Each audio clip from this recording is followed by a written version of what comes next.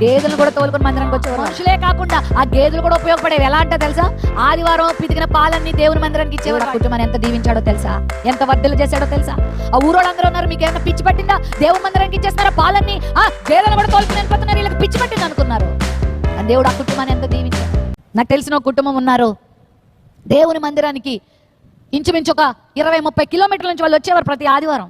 ఈ రోజుల్లో లాగా ఆటోల ఫెసిలిటీ లేదు, క్యాబ్ ఫెసిలిటీ లేదు, ట్రాన్స్పోర్ట్ సహకారం వాళ్ళకి లేదు, నడుచుకుని వచ్చేసేవారు దేవుని మందిరానికి. ఆ ఊరోళ్ళందరూ మీకు పిచ్చా అనేవాళ్ళు.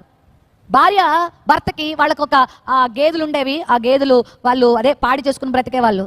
భార్య అనేది మీరు ఉండండి నేను వెళ్తానంటే, అబ్బాయి నేను కుదరదు, నేను వెళ్తాను, నువ్వు ఉండి, నేనుండను, నేను దేవుని మందిరానికి వెళ్తాను. పిల్లలు మేము దేవుని మందిరానికి వస్తాం.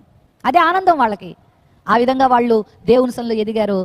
ఆ గేదెలు వాళ్ళకి అడ్డంగా వస్తున్నాయని వాళ్ళు ఏం చేసేవారో తెలుసా, గేదెలు కూడా తోలుకుని మందిరానికి వచ్చేసేవారు. వాళ్ళు గేదెల కోసం ఇంట్లో ఉండాల్సి వస్తుందా అని. కొంతమంది చిన్న చిన్న కుక్క పిల్లల కోసం కూడా, నువ్వు వెళ్ళిలే, కుక్క పిల్ల ఉండి పెడతా, నేను చూసుకుంటాను. లేకపోతే పిల్ల కోసం, కుక్క పిల్ల కోసం దేవుని మందిరాన్ని వదిలిపెట్టే అలవాటును మానుకోండి. గేదెలను కూడా తోలుకుని మందిరానికి వచ్చేవారు వాళ్ళు.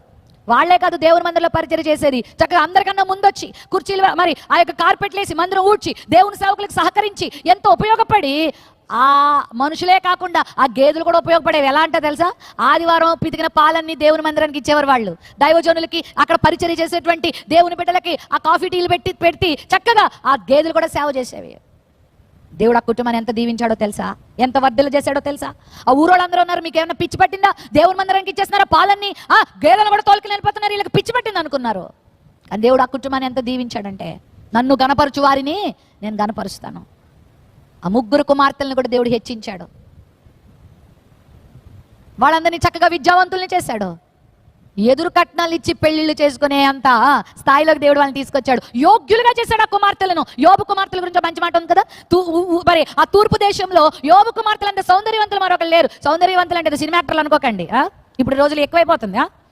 లోక సంబంధమైన అలంకరణ కొరకు, సౌందర్యం కొరకు తెగ పాటలు పడుతున్నారు. ఆ సౌందర్యం కాదు దేవుడు కోరుకునేది. ఆత్మ సంబంధమైన సౌందర్యం, మోకాళ్ళ అనుభవము, ప్రార్థన జీవితము, వినయ విధేయతలు, అణుకువ, సాధుత్వము, మృదుత్వం అనే ఆత్మ సంబంధమైన అలంకరణలు ఆ పిల్లల్లో ఉన్నాయి. దేవుడు వాళ్ళని హెచ్చించాడు. ఇప్పుడు 3 స్థలాల్లో ఉన్నతమైన హోదాలో దేవుడు వాళ్ళని పెట్టాడు. విడిచిపెట్టలేదు దేవుడు. ప్రేమించండి దేవుని మందిరాన్ని. దేవుని మందిరంలో ఉండడానికి ఇష్టపడండి.